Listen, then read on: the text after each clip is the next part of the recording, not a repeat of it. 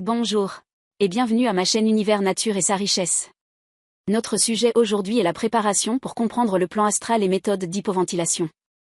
Préparation pour comprendre le plan astral.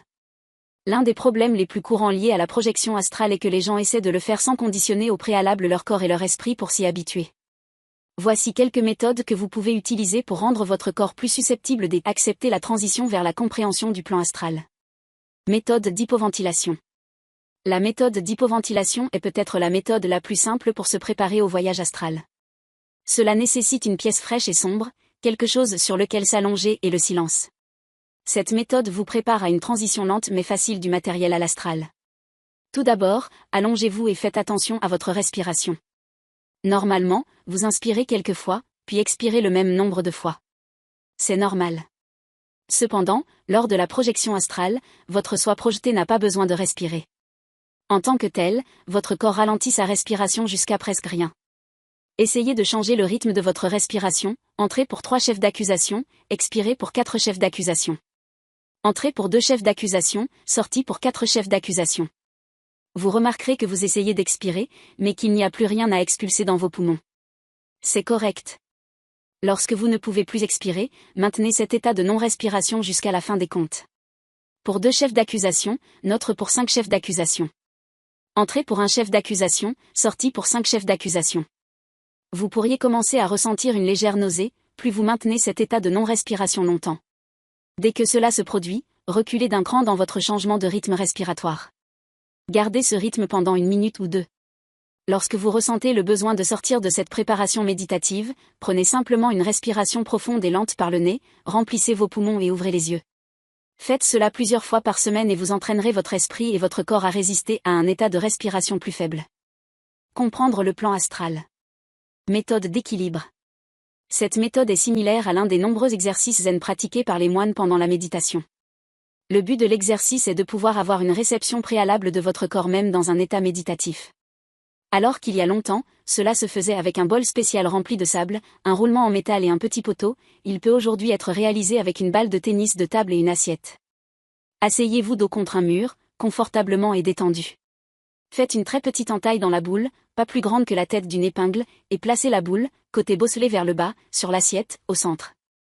Tenez la plaque dans vos mains, en veillant à ne pas bousculer le ballon dans aucune direction. Maintenant, fermez les yeux et commencez un schéma de respiration simple, entrez pendant 2 chefs d'accusation, maintenez pendant 4 chefs d'accusation, expirez pendant 2 chefs d'accusation, maintenez pendant 4 chefs d'accusation.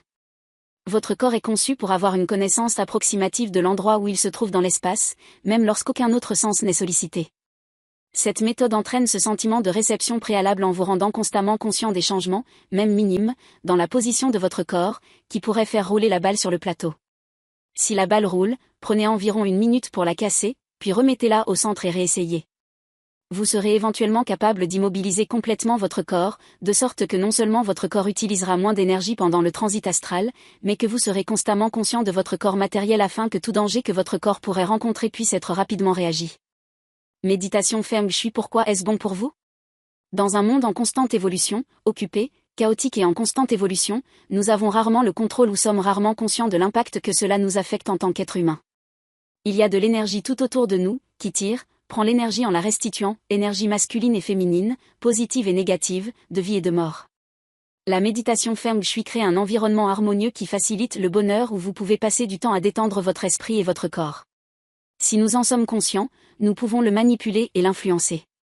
En tant que société, nous avons recherché, exploité et tenté de mettre en œuvre des méthodes pour équilibrer le bilan physique du monde. Si nous sommes devenus plus conscients des aliments et des boissons que nous consommons. Renforcez votre corps physique afin que vous puissiez vivre plus longtemps et en meilleure santé. Nous nous livrons à diverses activités relaxantes, essayant de « échapper » à notre réalité stressante. Nous teignons nos cheveux pour cacher les cheveux gris et couvrons nos rides avec du maquillage, en essayant d'effacer la dureté du passé. Rajeunissement avec la méditation Feng Shui. Ce sont des tentatives pour rajeunir notre énergie d'une manière ou d'une autre. Nous cherchons à mettre en œuvre des changements afin que le fait d'être moins victime du changement soit moins profond. Lorsque nous nous arrêtons et y réfléchissons, nous réfléchissons à notre environnement. Nous sommes donc affectés et influencés par notre environnement. Le philosophe grec Hermès Trismégiste a écrit « Comme en haut, tel en bas, comme à l'intérieur, ainsi à l'extérieur, comme l'univers, telle est l'âme ». Mais cette phrase a tellement de vérité et de pouvoir qu'elle nous concerne au XXIe siècle. Non seulement nous sommes un produit de notre environnement, mais nous en sommes également une facette contributive mais aussi acheteuse, affectant tour à tour ceux qui nous entourent. Nous expérimentons le monde à travers nos 5 sens, la vue, l'ouïe, l'odorat, le goût et le toucher. Qu'est-ce que le Feng Shui? Le Feng Shui est le système philosophique chinois consistant à s'harmoniser avec l'environnement. Étroitement lié au taoïsme, il se traduit par « vent haut » en anglais. Jean Pindy, 2015, la pratique artistique du Feng Shui aborde l'architecture en termes métaphoriques de « forces invisibles » qui lient l'univers, la Terre et l'humanité, connue sous le nom de QI. La pratique occidentale contemporaine du Feng Shui, souvent considérée comme irrévérencieuse et controversée, est devenue connue comme un aspect et un style de décoration intérieure. Les critiques du Feng Shui contemporain craignent que la théorie et la signification de cette pratique ne se perdent avec le temps. Finalement, cet art sera transformé en une autre escroquerie, New Age Energy, avec des gammes de produits métaphysiques, au service d'une autre société consumériste et esthétique, ironiquement, plus loin. Feng Shui et harmonie. Le Feng Shui vise à créer un environnement harmonieux qui facilite le bonheur. L'objectif est de développer un moyen de produire un changement d'énergie en effectuant de petits changements dans un espace physique pour accéder à l'esprit plus profond et à l'image de soi. Il est essentiel de créer cette conscience de soi et cet espace pour soi. Mais il doit s'agir d'un espace dédié à la paix et à la tranquillité, où vous pourrez passer du temps à détendre votre esprit, votre corps et votre esprit. De nombreuses personnes peuvent y parvenir en s'éloignant d'un environnement particulier et en se retirant dans un autre, généralement plus serein et paisible, pour se ressourcer. Une façon d'y parvenir à la maison est de sélectionner un espace ou une pièce particulière où vous, en tant qu'individu, vous retirez et réfléchissez. Cet espace doit être propre et dégagé. Des éléments qui font appel à votre sentiment de paix doivent être ajoutés. Ceux-ci peuvent inclure un livre unique, une peinture et même de la musique. Vous voulez quelque chose d'édifiant personnellement, créant pour vous un souvenir paisible et heureux. Cette pratique évoque une énergie et des émotions positives. N'ayez pas peur d'utiliser vos sens et les éléments qui vous entourent pour fortifier votre expérience méditative et thérapeutique. Caractéristiques de la méditation Feng Shui. 1. Vue. Méfiez-vous de trop de lumière ou de trop d'obscurité dans votre espace. Qu'est-ce qui vous apaise le plus? Entourez-vous d'objets visuels qui évoquent de l'énergie et des émotions positives, une photographie, une peinture spéciale ou une image, ou un objet important tel qu'un charmant bracelet ou un coquillage. Les articles doivent avoir une valeur personnelle et positive pour vous. 2. Son.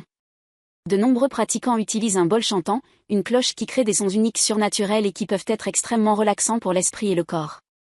Ils vous amènent dans un état modifié de conscience. D'autres praticiens utilisent une musique apaisante, souvent instrumentale. Pensez à la musique que vous entendez habituellement dans les spas. 3. Odeur. L'utilisation d'encens ou d'une bougie parfumée chaude aide à approfondir votre méditation, car les odeurs sont associées à l'émotion et à la visualisation. Par exemple, utilisez des parfums d'agrumes est rafraîchissant et apporte la vision des citrons, de la luminosité et du bonheur. Ils utilisent des techniques d'aromathérapie telles que le pot-pourri ou les sprays d'ambiance. Les diffuseurs d'air qui ajoutent de l'humidité à l'air incorporent progressivement des huiles essentielles et des parfums tels que la lavande peuvent avoir un effet calmant et apaisant remarquable sur le corps. 4. Touche. La texture est un aspect essentiel de l'expérience sensorielle. Choisir des couleurs chaudes et des textures plus douces pour les tissus peut offrir une expérience plus stimulante. Il est préférable de porter des vêtements plus légers, peut-être qu'un motif ou une couleur particulière vous fait vous sentir en sécurité et heureux. Notre peau est le plus grand organe et possède plusieurs terminaisons nerveuses qui enregistrent la perception sensorielle, qui devient une partie de nos souvenirs et de la réception globale de l'expérience vécue. Des vêtements plus légers permettent à la peau de respirer, ce qui peut être rafraîchissant après une exposition à des produits chimiques agressifs, des polluants et des éléments liés aux conditions météorologiques. 5. Goût. Mais l'une de mes façons préférées d'enrichir mon expérience méditative est de boire du thé. Cela ajoute non seulement à l'aspect aromatique, mais renforce également la sensation de guérison de l'intérieur. Les thés en feuilles offrent une variété de saveurs, d'arômes et de bienfaits curatifs. Vous pouvez même acheter des thés fleuris qui fleurissent sous vos yeux, ajoutant ainsi à l'attrait visuel de votre espace Feng Shui. De nombreuses recherches sont disponibles pour vous aider à créer votre sanctuaire alors que vous essayez d'atteindre un état d'harmonie et de bonheur grâce à l'art du Feng Shui. L'utilisation de ces aspects du Feng Shui vous aidera à recentrer votre énergie, créant une source de force, de stabilité, de subsistance et de réconfort pendant que vous endurez et visez à créer de l'ordre dans un monde constamment chaotique et en évolution. Prochainement notre sujet sera sur symbolisme de la Terre et méditation. Terre, signification symbolique. Le processus de méditation terrestre. Que signifie spirituellement le symbolisme de la lumière des étoiles ? Symbole des étoiles dans le ciel. Signification spirituelle du symbolisme de la lune et de la lumière des étoiles. Pour ceux qui s'intéressent à ces sujets, et pour m'encourager, laissez un commentaire et un j'aime, abonnez-vous à ma chaîne et merci.